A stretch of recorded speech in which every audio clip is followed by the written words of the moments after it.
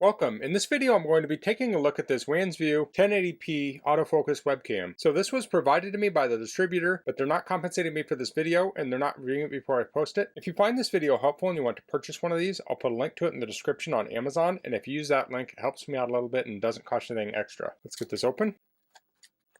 So if we look at the side here, it says full HD 1080p, plug and play, autofocus, 30 FPS, built-in mic, USB. Here on the other side, we have some specs. See if there's anything different here. It says manual rotation, 360 degrees, viewing angle 60 degrees, 30 FPS, and it has the systems it's compatible with. So this is going to support the UVC USB standard for webcams. It's USB video class.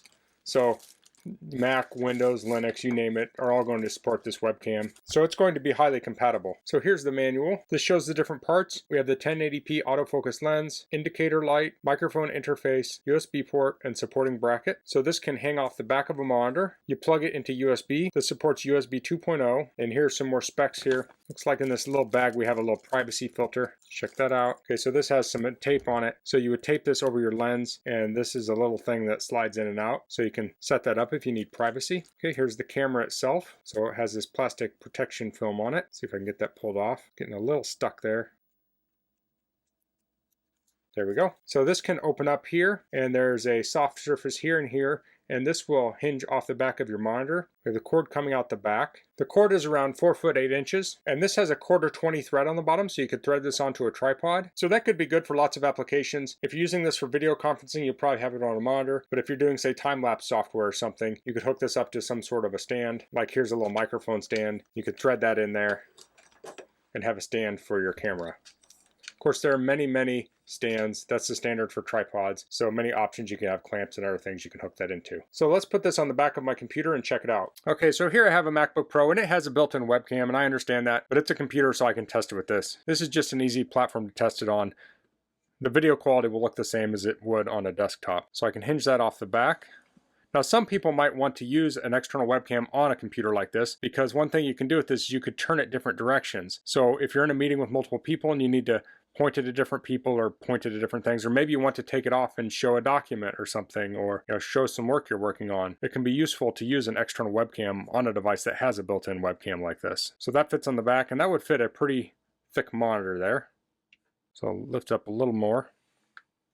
And this is on sort of a ball mount, so you can tilt it up and down and all around. So now I'll plug the USB into the computer. On a Mac, I'll open up QuickTime. I'm going to go to File and New Movie Recording. And I'll switch over to the web camera. Okay, also going to switch the audio to the web camera.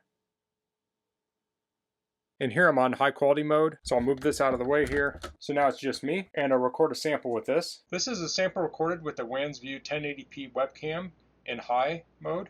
This is a sample recorded with the Wansview 1080p webcam in max mode. So different systems will have different ways with interfacing with the webcam. Using QuickTime, we have that high and max mode. And if we look at the specs for the video captured with high, the resolution was 1280 by 720, so that captured at 720p, but this is at 1080 webcam. The audio format was also AAC 16,000 Hertz. So if we go to the max mode, which is the other video I shot, click onto that, we can see that recorded at 1920 by 1080p. And the video format there was Apple ProRes 422. And then the audio format is linear PCM 16-bit, 16,000 Hertz. So the higher quality video here was definitely in the max mode. So it's important to learn your software if you're expecting to get the best quality out of your webcam. So I know in the Windows camera software, you can go in there and choose your resolution. So you want to make sure you're choosing 1080p. So definitely play around with the camera when you first get it if you're doing it for something like recording video, so you can be sure that you're getting the best mode. So record things, look at the specs on it, and make sure you're recording it properly. Take notes if you need to, so next time you go to use it, you know how to set it up properly. Now, if you go into software like Skype, Teams, Zoom, things like that, those may have limited settings on how you can change your resolution, but you want to go in those settings and do double check them to make sure if it has like a max mode or high quality mode that you're set up to that. So that's the Wansview 1080p autofocus webcam. A lot of people are working remote these days, so it's important to have a webcam. So like I said before, this could be used with Mac, PC, Linux, Chromebook, pretty much anything that supports that UVC webcam webcam standard. You can also use this with something like a Raspberry Pi. You could use this with the Raspberry Pi hooked to Octoprint with a 3D printer. So if you want to make time lapses of your prints, you could use a camera like this. You can